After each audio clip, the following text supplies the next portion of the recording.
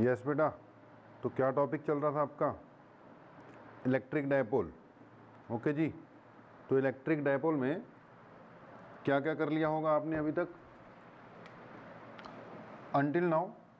एक तो बेटा आपने इसकी बेसिक इंट्रोडक्शन कर दी, चलो जी हमारे पास इतना क्लियर है कि डायपोल होता है। ओके, अब डायपोल होता है, उसकी डायपोल मूवमेंट भी होती है। पी से डिनोट करते हैं, 2 इंटू क्यू इंटू ए है, it is a vector quantity. चलो बहुत बढ़िया, कोई शक नहीं। उसके अलावा आपने इसमें क्या डिस्कस कर लिया अभी तक? ई एक्सियल 2kp/r² माइनस a² का whole square into R. E equatorial भी हो गया, क्या था जी? It is kp/r² plus a² की पावर 3/2। ओके, देन बेटा डायपोल का पोटेंशियल फाइंड किया कल आपने, एक्सियल लाइन पे कर लिया, इक्वेटोरियल लाइन पे कर लिया। इक्वेटोरियल लाइन पे तो चलो क्या आ गया था, 0 ही आ गया था। फिर आपने एट एनी पॉइंट वाला भी कर लिया है ना, एट एनी पॉइंट वाला भी कर लिया। अब करते कराते लास्ट में बेटा आपने क्या कर ली? Torque due to the dipole. तो एक आपने क्या कर ली? Torque due to the dipole. Now today's topic is electric potential energy of the dipole. Okay, तो आज का आपका टॉपिक रहेगा electric potential energy. Electric dipole के बाद आज इसका अगला टॉपिक है electric potential energy of the dipole. डाल लेना जी heading, electric potential energy. Okay, अब बेटा पुरानी बातें की हुई हैं, कंटिन्यूटी में चल रहा है सब कुछ। तो next topic is electric potential energy of the dipole. अब बेटा इलेक्ट्रिक पोटेंशियल एनर्जी को यू से डिनोट करेंगे, लिख लो। स्टार्टिंग मैंने कर दी कि let us consider a uniform electric field. Okay, ये क्या हो गया अपना यूनिफॉर्म इलेक्ट्रिक फील्ड, और इसमें ना हमने कुछ एक डायपोल रखा हुआ। डायपोल का नेगेटिव पहले रखते हैं, पॉजिटिव बाद में रखते हैं, आपको पता ही है, क्योंकि हमने इसकी डायपोल मूवमेंट की डायरेक्शन लेनी होती है जो कि नेगेटिव टू पॉजिटिव जाती है। तो नेगेटिव पहले रखो तो सब कुछ सीधा चलता रहेगा। दो चार्जेस, पहला वाला भी क्यू, दूसरा वाला भी क्यू। ओके, ये इलेक्ट्रिक फील्ड की डायरेक्शन हो गई, चार्जेस हो गए, ये डायपोल मूवमेंट की डायरेक्शन हो गई। ओके, थीटा क्या हो गया? Angle between E and P, वो गिवन ही होता है। Theta is angle between E and P. Okay, सारी बातें क्लियर है? तो यहां तक भी क्लियर ही होगा। आगे बढ़ते हैं हम। तो इलेक्ट्रिक फील्ड है जी, डायपोल मूवमेंट उसमें, सॉरी डायपोल पड़ा हुआ है जिसकी डायपोल मूवमेंट है पी। अब इसकी क्या फाइंड करनी है हमने? एनर्जी। और दूसरी बात क्या करनी, फाइंड करनी होगी work done in rotating the dipole. मान लो ये इस वक्त इसकी पोजीशन है। अब जो भी इसकी पोजीशन है भाई, इस पोजीशन में इस पे एक टॉर्क लग रही है, पता है इस पर्टिकुलर पोजीशन में इस पे इतनी टॉर्क लग रही होगी, सबको पता है। उसका फार्मूला, इस वक्त जो टॉर्क लग रही है that is P into E into sine of theta. तो इस वक्त इस पे जो टॉर्क लग रही है उसका formula P into E into sine of theta. Okay, ये जो बेटा टॉर्क इस पे लग रही है, ये इसको वापस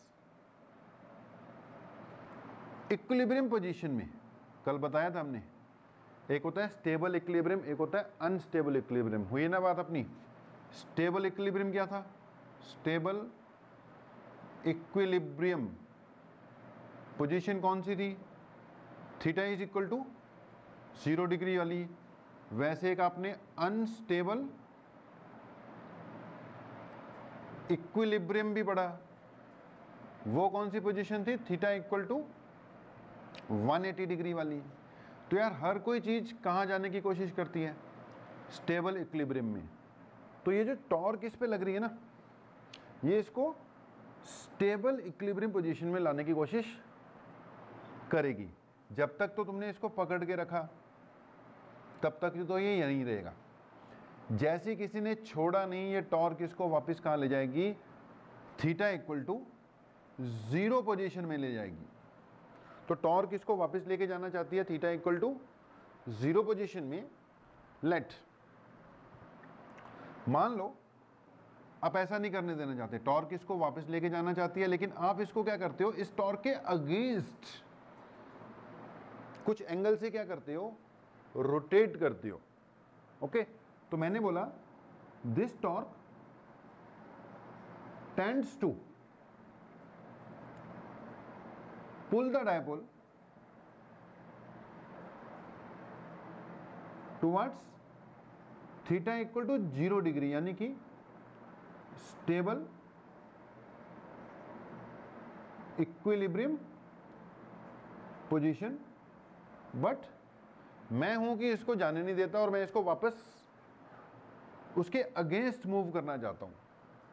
चलो किया, मान लो हमने ऐसा। तो अगली बात कि now let the dipole is rotated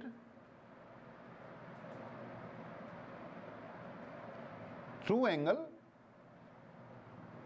d theta against this torque. मान लो हमने डायपोल को इस टॉर्क के अगेंस्ट क्या कर दिया, रोटेट कर दिया। अब भैया इसको इसके अगेंस्ट अगर डी थीटा से रोटेट करोगे तो you have to do some work.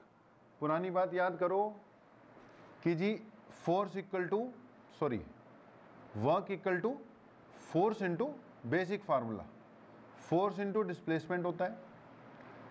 अगर छोटी डिस्प्लेसमेंट हुई तो एफ डी एक्स होगा।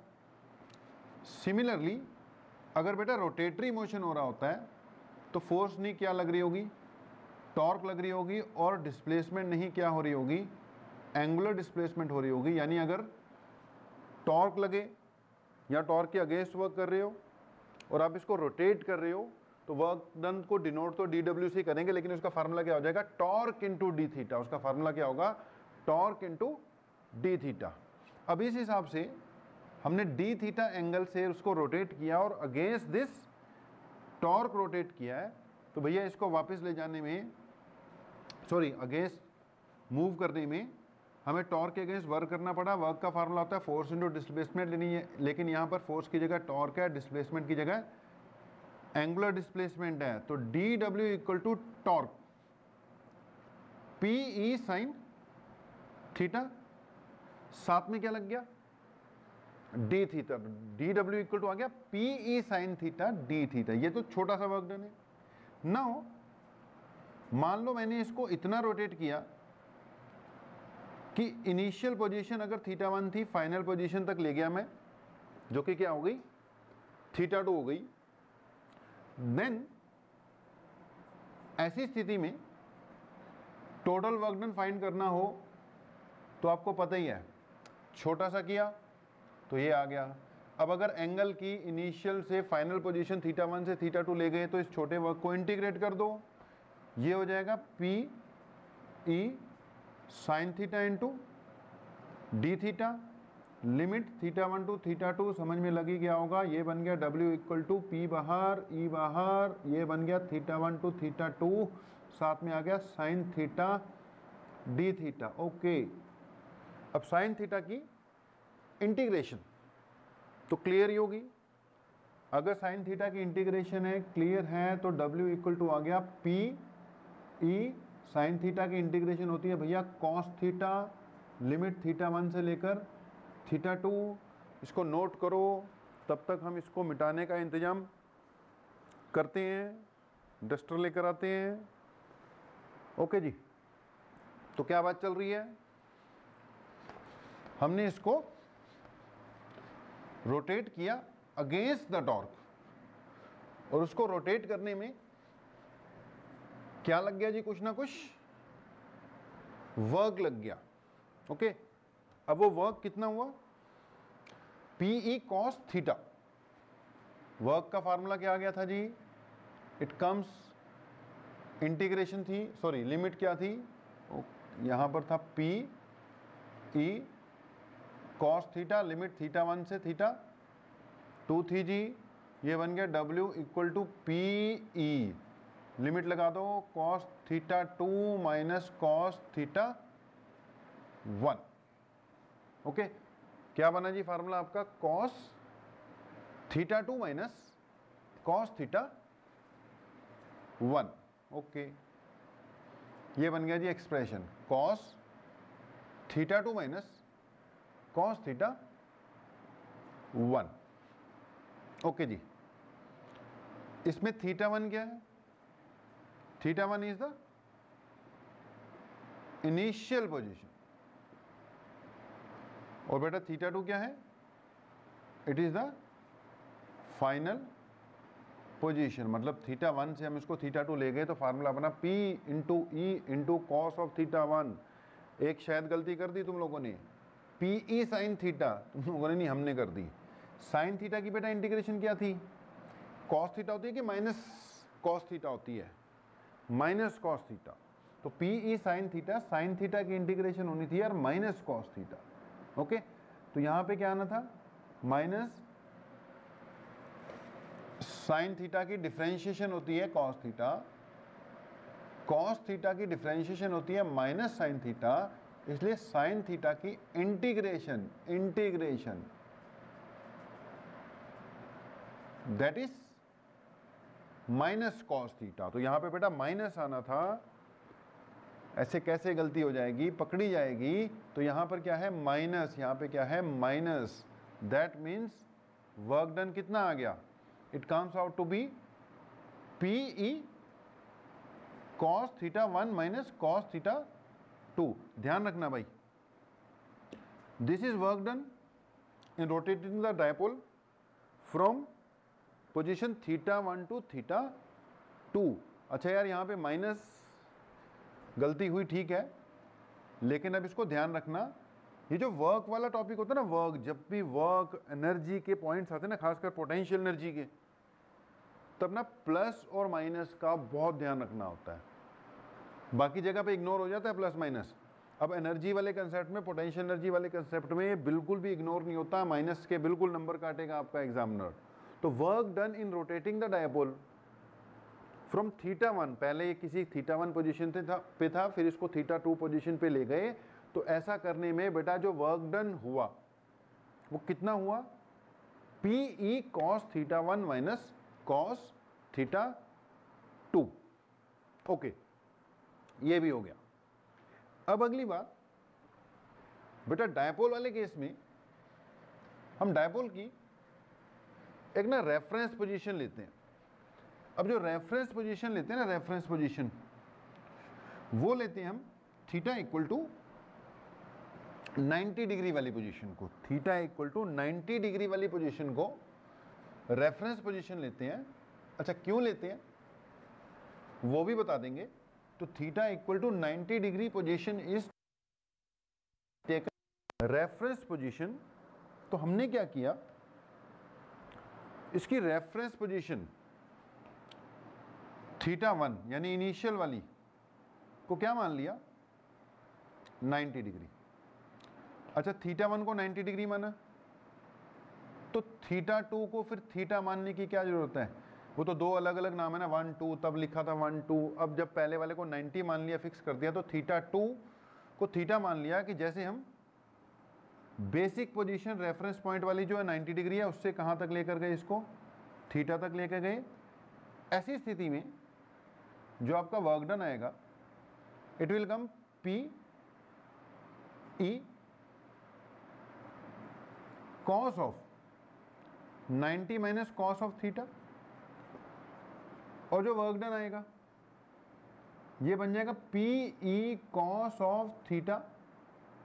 यहां क्या लग गया, माइनस लग गया, अब बेटा 90 से थीटा पोजीशन पे लेकर गए, 90 से कौन सी वाली पोजीशन पे लेकर गए, थीटा वाली पोजीशन में, उसका वर्क डन ये हुआ। अब ये जो वर्क डन है ना, यही इसकी पोटेंशियल एनर्जी माना जाएगा in that particular position theta. Okay, so इस हिसाब से वर्क डन ही पता ही होगा पोटेंशियल एनर्जी होती है, या पोटेंशियल एनर्जी ही वर्क डन होता है। तो पोटेंशियल एनर्जी का फार्मूला क्या यूज करना है आपने, PE cos of theta. Potential energy का क्या फार्मूला यूज करना है आपने, minus PE cos of theta. तो आई थिंक रिजल्ट आ गया, समझ में भी लगी गया होगा। दो रिजल्ट निकले हैं, एक है work done PE cos theta 1 minus cos theta 2, बड़ा जरूरी फार्मूला है, इस पे बेस न्यूमेरिकल करने हैं हमने। दूसरा क्या आ गया, potential energy minus PE cos of theta, potential energy यानी minus PE cos theta. Okay, note कर लेते हैं। अब नोट में हमने लिखा कि when theta equal to 90 degree, देखना जरा, जब बेटा थीटा 90 डिग्री आएगा, 90 डिग्री, तो पोटेंशियल एनर्जी कितनी आई, cos 90 कितना होता है, 0। अब cos 90 0 है, इसलिए पोटेंशियल एनर्जी क्या आ गई, 0। ओके, जब थीटा 0 डिग्री वाला केस है, थीटा 0 कर दो, तो पोटेंशियल एनर्जी कितनी आएगी, cos 0 1, तो एनर्जी आ गई माइनस पीई। चेक करो, it comes out to be equal to minus PE. Okay, ये कौन सा case, theta equal to 0 degree पे। अब डायपोल का अगर एंगल, डायपोल मूवमेंट का इलेक्ट्रिक फील्ड के साथ अगर बेटा कितना बन रहा है, 180 डिग्री, अगर ये 180 डिग्री बन रहा होगा तो एनर्जी कितनी आ रही है, चेक करो, cos 180, तब आ रही है पीई। चेक कर लो, गलती ना हो जाए, पिछली बार हो गई थी। तो ये 0 डिग्री वाला केस, ये 90 डिग्री वाला केस, और ये थीटा इक्वल टू 180 डिग्री वाली स्थिति। अच्छा, थीटा इक्वल टू 0 वाली स्थिति को वैसे तुम्हें पता है स्टेबल इक्विलिब्रियम भी कहते हैं। Okay, theta equal to 180 degree वाली स्थिति को आपको पता है अनस्टेबल इक्विलिब्रियम भी कहते हैं, आल्सो नोन एज अनस्टेबल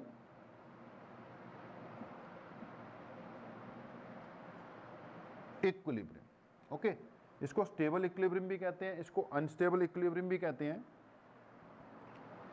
ये भी बात चलो करते हैं। एक बात तो ये देखो बेटा, 90 डिग्री वाली पोजीशन में पोटेंशियल एनर्जी क्या आ रही है, 0 आ रही है। 0 वाली पे 0 नहीं आ रही, 0 वाली पे नेगेटिव आ रही है। 90 डिग्री वाली पोजीशन पे क्या आ रही है, 0 आ रही है। तभी मैं कह रहा था कि जो रेफरेंस पॉइंट है ना, वो कौन सी वाली पोजीशन को मानना है हमने, 90 डिग्री वाली पोजीशन को मानना है, क्योंकि 0 डिग्री वाली पोजीशन को ही रेफरेंस मानोगे ना। जो 0 डिग्री वाली पोजीशन है, सॉरी 0 नहीं, जब एनर्जी 0 आ रही है उसी को रेफरेंस पॉइंट मानोगे ना। तो इसलिए 90 डिग्री वाली को हम रेफरेंस मान के चलते हैं डायपोल का, क्योंकि उस वक्त पोटेंशियल एनर्जी 0 है। बिकॉज 0 डिग्री पे तो पोटेंशियल एनर्जी नेगेटिव हो गई, इस पे पोटेंशियल एनर्जी मैक्सिमम हो गई, पॉजिटिव जा रही है, इसलिए इसको रेफरेंस मानते हैं। 90 डिग्री वाली पोजीशन को डायपोल का एक रेफरेंस पॉइंट मानते हैं, क्योंकि वो 0 एनर्जी है। वैसे तो सबसे कम एनर्जी तो इस पोजीशन में है, लेकिन 0 से स्टार्ट करते हैं ना हम आमतौर पर। ओके जी, ठीक है, हो ही गया होगा यहां तक। वर्क डन का फार्मूला, पोटेंशियल एनर्जी का फार्मूला। ओके, U 0 कब होती है, 90 पे। 0 पे कितनी होती है, वो नेगेटिव होती है। ओके बेटा जी, तो कहां तक पहुंच गए थे आप लोग, पोटेंशियल एनर्जी कैलकुलेट हो गई, पोटेंशियल एनर्जी कहां पे मैक्सिमम होगी, कहां पे मिनिमम होगी, सब कुछ हमने क्या कर लिया था बेटा, चेक कर लिया था। अब थोड़ा सा बात को आगे बढ़ाते हैं। तो अगली बात वर्क डन का बेटा हमने फार्मूला कर लिया। वर्क डन किसके इक्वल आ गया? ये आ गया था आपका PE cos of θ1 minus cos of θ2। Okay, potential energy भी आ गई माइनस PE, ये मिनिमम वैल्यू है, 0 इन बिटवीन वैल्यू है, और PE बेटा इसकी मैक्सिमम वैल्यू, कहाँ पे क्या क्या चीज़ है वो आपको क्लियर ही है। तो ये वर्क डन, और दूसरी एक्सप्रेशन किसकी? पोटेंशियल एनर्जी की, U जो कि minus PE cos of theta है। अब बेटा यहाँ पर कई बार आपको एक दो क्वेश्चन आ सकते हैं, वो डिस्कस कर लेते हैं। जैसे मान लो पहला क्वेश्चन आ गया कि find work done in moving from equilibrium position to stable equilibrium position to unstable equilibrium position. तो कहाँ से कहाँ जाना है भैया? उसको स्टेबल से अनस्टेबल जाना है। स्टेबल इक्विलिब्रियम मतलब θ1 इनिशियल पोजीशन बेटा स्टेबल इक्विलिब्रियम है ना, तो θ1 कितना लोगे? 0। कहाँ पहुँचना है इसको? 180 डिग्री वाली पोजीशन पे। बेटा जी वर्क डन का formula PE cos of 0 1 minus cos of 180 बेटा -1 प्लस कर दो, क्या बन जाएगा? 2 इंटू PE। ओके, अगर उल्टा क्वेश्चन होता, वो कहता find work done in moving the object, sorry moving the dipole from a position of unstable to stable. यार अगर उसको अनस्टेबल से स्टेबल वाली स्थिति में जाना हो, तो अनस्टेबल पहले था, मतलब इनिशियल एंगल 180 डिग्री था। कहाँ जाना है उसको? स्टेबल वाली पोजीशन में, यानी फाइनल वाला जो एंगल है वो 0 है, स्टेबल हो गया। अब देखो वर्क डन कितना आता है, करो कैलकुलेट। PE पहली पोजीशन 180 है, कॉस 180 होता है -1, माइनस तो पहले से बीच में, कॉस θ2, θ2 की वैल्यू कितनी पुट करनी है? 0। कॉस 0 की वैल्यू कितनी होती है भैया? 1 होती है। -1 -2, आंसर आ गया -2PE, यानी इस बार वर्क डन आ गया -2PE। अब बेटा एक बार पॉजिटिव आ रहा है, एक बार क्या आ रहा है? नेगेटिव। बात बिल्कुल सिंपल है। जब यार वो स्टेबल से अनस्टेबल हो जाएगा, मान लो स्टेबल से अनस्टेबल हो गया, तो यार स्टेबल में तो उसके पास एनर्जी कम थी ना, -PE। अनस्टेबल में एनर्जी क्या हो गई? इंक्रीज हुई ना। जब बेटा इंक्रीज हुई, -PE से PE हुई, तो वैसे वर्क डन कैसा आना चाहिए था? पॉजिटिव। जो क्योंकि जब भी एनर्जी इंक्रीज होती है तो वर्क डन कैसा आना चाहिए? पॉजिटिव। तो अपना वर्क डन पॉजिटिव आया। ओके, ऊपर से -PE से PE हुआ, फाइनल माइनस इनिशियल करके देख लो, वैसे क्या जाएगा वो? 2PE आएगा। तो स्टेबल से unstable energy increase, work done आना चाहिए था पॉजिटिव। बिल्कुल सही रिजल्ट आया है।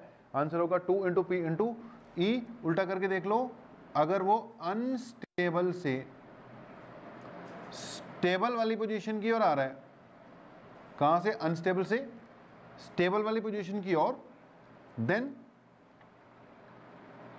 पहले एनर्जी कितनी थी? अनस्टेबल में था PE, यार अब कितनी हो गई? -PE हो गई, तो एनर्जी डिक्रीज हुई है ना। तो वैसे ही वर्क डन क्या आना चाहिए था?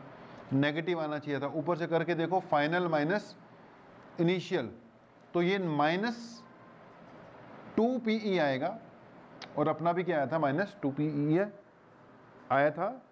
सो बेटा ये था वर्क डन कैसे कैलकुलेट करते हैं। पोटेंशियल एनर्जी का फार्मूला तुम्हें पता लग गया, अनस्टेबल क्या है, स्टेबल क्या है। तो पूरा का पूरा टॉपिक क्या चल रहा है आपका कि डायपोल की potential energy in external electric field. Okay, इस पॉइंट से बात निकल कर आ रही है भाई कि अगर आप 0 पोजीशन में, डायपोल आपका 0 पोजीशन में है, वो 0 से 90 हो रहा है, 90 पोजीशन में लेके जा रहे हैं उसको, या फिर 90 से मान लो इसको आप 180 डिग्री वाली पोजीशन में लेके जा रहे हो बेटा, 0 से 180 ये है मिनिमम एनर्जी पोजीशन, ये है मैक्स एनर्जी पोजीशन, और ये कोई बीच की वैल्यू है। यार मिनिमम से मैक्सिमम जाओगे तो वर्क डन पॉजिटिव होना चाहिए, तो 0 से 90 गए तो वर्क डन आएगा पॉजिटिव, कैलकुलेट करके देख लेना, ये PE आ जाएगा। 90 से 180 पोजीशन पे गए तो भी वर्क डन कैलकुलेट करके देख लेना, पॉजिटिव आएगा, इट विल बी PE। यार डायरेक्टली चले गए तो ये आ जाएगा 2PE, क्योंकि एनर्जी इंक्रीज हो रही है, इधर को वापस आते हो तो एनर्जी डिक्रीज होती है, तो ये -PE आएगा, ये भी -PE आएगा, और अगर डायरेक्ट 180 to 0 आ गए तो ये क्या आ जाएगा, -2 ऑफ P इंटू E आ जाएगा। ओके जी, तो इन चीज़ों को भैया कैलकुलेट करो। हो गया आपका काम, इस लेक्चर में इतना ही है, बाकी नेक्स्ट क्लास कर लेंगे आप। ओके जी।